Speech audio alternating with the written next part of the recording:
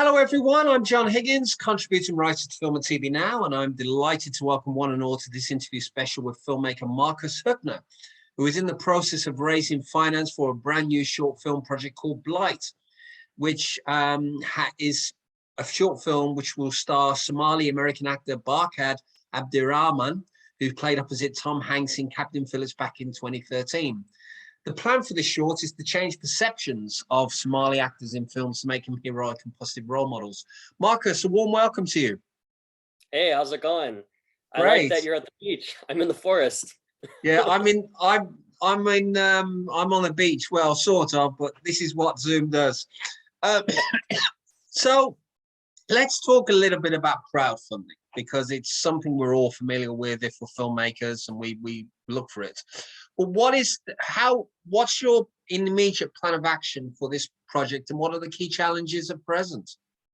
Sure. So it's a little bit unique because we are crowdfunding a pretty ambitious goal. For short films, typically in the US at least, are usually anywhere between like $2,000 to maybe $30,000, right, if it's a large project. But we're actually trying to raise close to $100,000 because what the subject material of the film and kind of the idea that I have for it to bring a little bit more of that spectacle to a short film, and not just focusing on things that are reserved for feature films when it comes to special effects and what have you. So having a pretty ambitious goal is definitely a challenge. But one of the benefits of crowdfunding in the Somali community is that it's one big family, and crowdfunding is much easier in the sense that the word gets shared or passed around. There's a lot of engagement from the Somali community because they are excited about seeing actors and characters that are playing something other than pirates and terrorists, which they've historically done in films. So there's a lot of excitement going around. The challenge, of course, is that it's a numbers game, because you need, either a really high number of folks who are donating, $25 to $50 to $100, or you can get higher net worth individuals who can give you $5,000, who can give you $3,000. And so there's that challenge of creating a consortium, right, of people to do that. And then, of course, bringing in businesses as well, because we are fiscally sponsored by a California nonprofit called From the Heart Productions, and are tax deductible. So that essentially a charitable gift, which is an incentive for higher net worth individuals, because they get that tax bonus, and the nonprofit, it gives a legitimacy to the crowdfunding effort. So that's kind of something that the challenge is really just getting momentum and getting people to know about it, especially with the Ukraine crisis going on right now, and the pandemic kind of slowing down, but also just a lot of things going on right now, and people being on spring break. Oh, okay. Well, spring break is always a good excuse. Right. So obviously, what is this project going to be about? I mean, what story are you planning to tell? Is it a genre? Is it what's the overview of the story you're trying to tell? So the film Blight was conceived, it evolved, I should say, when I met Barkhad, who's from Minneapolis as well. We got together and we started bouncing around ideas, and we were thinking of initially doing something a lot more based in social issues that the Somali community are actually facing, or things that are relevant to Minneapolis and the current kind of political sphere. And we said, well, I think we decided that it would be nice to kind of try something different and kind of bring back, because Steven Spielberg and Christopher Nolan, they're kind of one of my biggest influences as a filmmaker. And what I love about them is that they're able to create really well executed films that still have that spectacle and excitement and thrill to them. And a lot of short films are really limited by budget and also then limited in subject matter. And what I wanted to do is challenge myself and create a film that's in a sci-fi kind of dystopian genre, but be able to have that seen through a Somali point of view, which is something that, a genre that mainly has been seen through the white American lens, with films like A Quiet Place and what have you. So the film focuses on two brothers who are caught in a conflict zone. And the conflict zone is there because the world in general is kind of, there's a societal collapse going on because the world is struggling with a food shortage due to a crop disease. So kind of like an Interstellar, there was a little bit of talk about there being like, I think corn was like the last crop that was around, and it was also starting to fail. So I kind of was inspired by that idea that there was a real focus on that, and that was the reason that, a little bit more of a realistic reason for the world to undergo such a collapse versus just a meteor hitting it or aliens coming to Earth. So the focus is a little bit less about the world, though, more about the characters. And these two brothers are caught in this conflict zone, and they're trying to get to a refugee camp to get medical supplies for their mother, who's fallen ill from chemicals that have been infused into the air, meant to just kind of destroy the crops, and it's residual chemicals, right? So it's kind of it's like in the midst of a warfare, and just a lot of chaos. And the story is set, so that's what the world is set in, but they are trying to get to this camp, and one of the brothers is actually sick himself, and the younger brother is the one who's really trying to save what and hold on to what he has. So the big thing that the character goes through is dealing with constant change and the challenges of accepting that change and adapting to the change quickly. And that's kind of at the root, like the subtext of the film. But the physical goal journey of the actors is for them to get to this refugee camp through that conflict zone and stay hidden, because there's a lot of dangerous challenges in that journey. Well, for me, that sounds really interesting. It certainly sounds intriguing. I'm looking forward to seeing it now. I mean, what is Barkhad like as a collaborator? I mean, where do you feel his strengths? He's a great actor, we know from Captain Phillips. Yeah. But what have you learned from collaborating him? Putting this project together. So Barkhad, I mean, he's really collaborative when it came to the conception of the project, and he's a co-writer. Essentially, the way that I wrote the story structure, and because we want to film in the Somali language and also infuse some aspects of the Somali culture in there, he's actually, when we're closer to shooting and when we're rehearsing, he's going to be writing the dialogue, and he's going to be kind of making that aspect of the film, because I'm not Somali and I don't feel comfortable writing that for him, to have him come in and do kind of write and I use the word authenticate, but essentially, just for lack of a better term, kind of authenticate that part of the script. And he's a really busy actor. He's on the show Fargo right now. I think he's in Canada.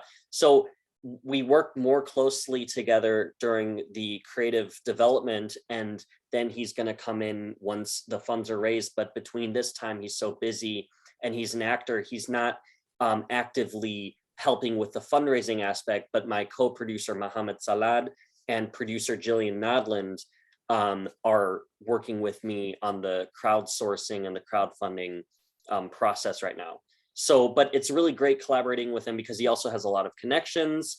We were able to get in contact with Tom Hanks's production company to see if he's can support the film. And it's been great. Yeah, I mean, it's always nice when you're able to get a name actor to do something like this, because that moves it forward in a way. And I mean, it's always unpredictable how films get developed. We have development hell, turnaround, all these other terms we've learned over the years. So what's your ultimate goal for the film? And where would you like to see this play? Sure. So, I mean, the goal for the film, there's goals that I have for audiences, that we are as a team have for audiences. There's obviously a goal I have for myself as a filmmaker, consider myself as an emerging filmmaker, and I view this as a very great opportunity to actually create a film and a portfolio piece that's emblematic of something that I do want to create in the future. So the idea is, if I have a film like this, I'm able to approach agents and managers and say, hey, listen, this is what I can do in a micro budget and on a small scale. I have an idea I would like to be, introduced to a literary agent and to writers to help develop feature film ideas, and then trying to get into the right in front of the right people in the industry. But for audiences, obviously, the film is not only to create something that's really thrilling and really something that you don't see in a lot of short films. There's like a few short films that I know of that, have these larger budgets and higher production values, but also, have a good story. But I obviously our team wants to inspire filmmakers to start including new faces and new languages in film. I'm actually a German citizen as well, living in the United States, and I love, films that are told in different languages and that have new faces on there and that are kind of outside of the formula of Hollywood, right? Mm-hmm. So, and then especially specific to the Somali community, being able to demonstrate how they can use their talent to portray characters that are not terrorists and pirates, and not always negatively portraying a role, but something that they can start realizing, and that the world can start realizing, to see these actors that have historically played in these films, in these subject matters, to have new kind of roles and break new ground. So that's kind of the goal that we have for the audience. Mm-hmm. So, I mean, is this going to be shot locally in Minnesota or Minneapolis, or are you going to shoot in across, are you looking for other locations across America? So it's going to be shot in Minneapolis, and it's going to, and there's lots of great ways in which you can kind of dress up an area. The producer I'm working with shot a really awesome short film called Anna's Playground, which was shortlisted for the Academy Awards in 2010, and they turned a whole block into a war zone, and the ways, it's just about also working with a great special effects supervisor and picking locations that already naturally have that look. And one really fun thing is, I don't know if do you know like paintballing or airsofting, the sport? Oh yeah, paintballing is still quite popular in the UK. I've done it a few times. It's very painful if you don't get it right. Airsofting is a little bit more of the realistic version of paintballing, and they do a lot of it in Scotland, I know, and they do it here in America and Germany. But there's an airsoft field close by that has burned up cars and like there's like a military helicopter that they have in there that's like kind of half stripped for parts, and a really very kind of conflict looking zone. And there's a way of kind of moving through that area with a camera that you can make it look like a real conflict zone. So using just kind of the local resources, locations, and of course special effects and VFX to kind of trick people into that, making it look, trying to minimize the amount of wide shots that you have, and just the way that you frame the camera. There's some abandoned industrial areas in the northern part of the city that we could shoot on. So it's just about, the focus is really on creating a realistic, believable scenario, not something that, again, where you're creating this dystopia that you see in Hollywood movies all the time, right? It's being really more grounded in realism. Yeah, I mean, the thing is the logistics of shooting like that. I mean, we remember Kubrick shooting in East London for Full Metal Jacket. We remember, Spielberg shooting in Ireland for Saving Private Ryan. So I'm pretty sure that will be quite an interesting one. We'll keep our eyes on for that. So in terms of your production team, have you assembled one yet? And just out of interest, because it is a film that you're looking to raise interest on, can people get involved on spec with you to help you make it?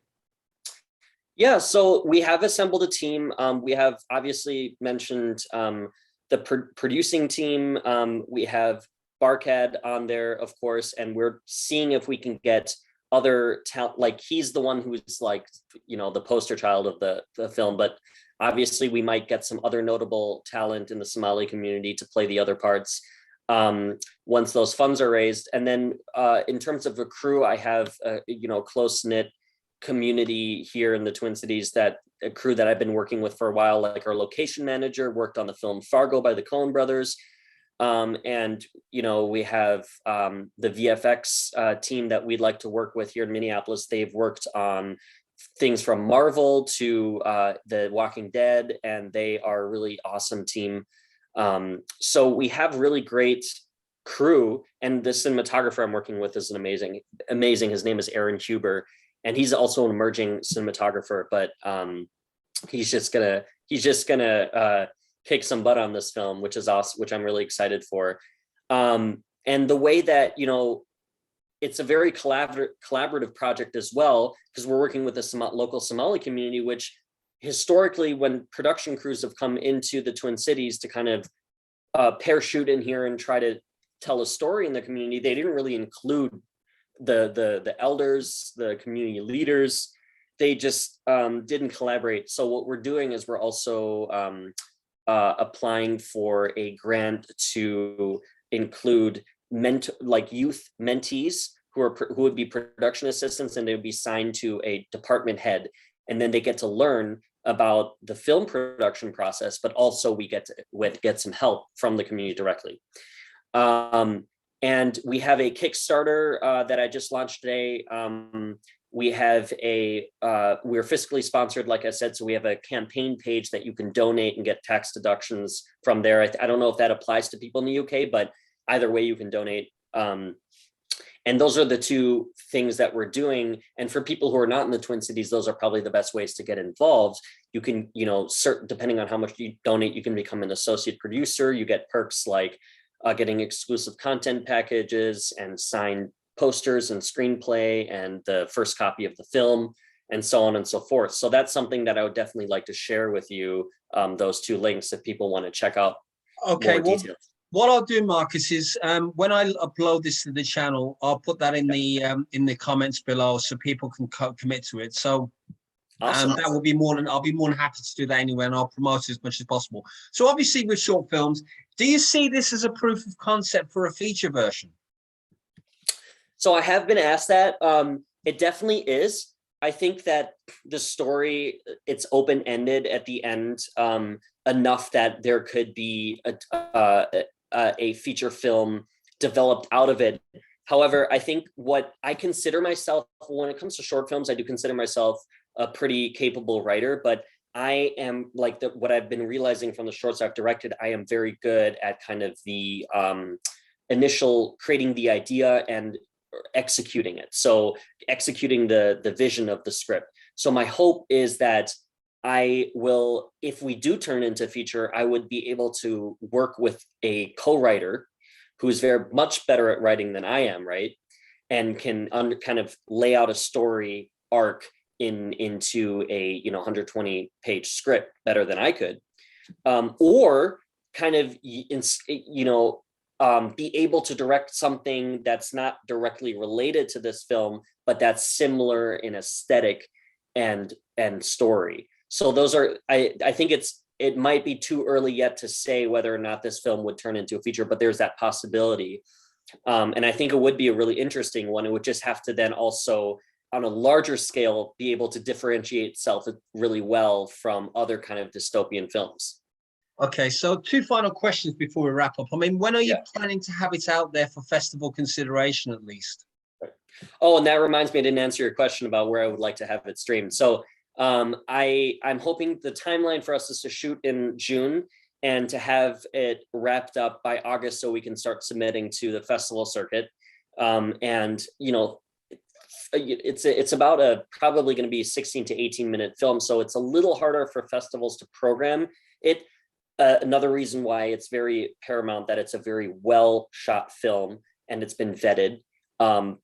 So I'm hoping, obviously it would be amazing if that film would be able to stream at Sundance, and I have a contact in the programming department there that I would like to send a direct link to. And then other festivals that I think this content would cater towards is like cons and South by Southwest. and Short of the Week also, which is an online film showcase and festival. Amaletto, which is where I got one of my short films showcased on. So those places, and then also for acquisition and distribution, we were considering potentially seeing if Foxlight or Fox Searchlight Shorts would acquire a film like this. So that's kind of what our goal is. Okay. And finally, I mean, in terms of social media at the moment, where can people look for Blight and stuff like that to sort of get involved and perhaps know about the film and make comments? Yeah, so we have a Facebook page, we have a Twitter page, we have an Instagram page. We don't have a website yet because my current website is actually under construction. We're just updating it. So social media is definitely the best place to look for it. And then also the Kickstarter page and the We Did It campaign page through my fiscal sponsor. Those are the best places to see this film. Okay. And, well, yeah, okay. Well, thank you very much, Marcus, for your time and insights today. I really wish you well with it. For Thank more you so articles, interviews, and reviews, you can go to www.filmandtvnow.com. We champion independent cinema and short filmmakers. And you can watch this and other interviews on my official YouTube channel, John Higgins Film Review. And we thank you, Marcus, and we thank you for watching. Thank you.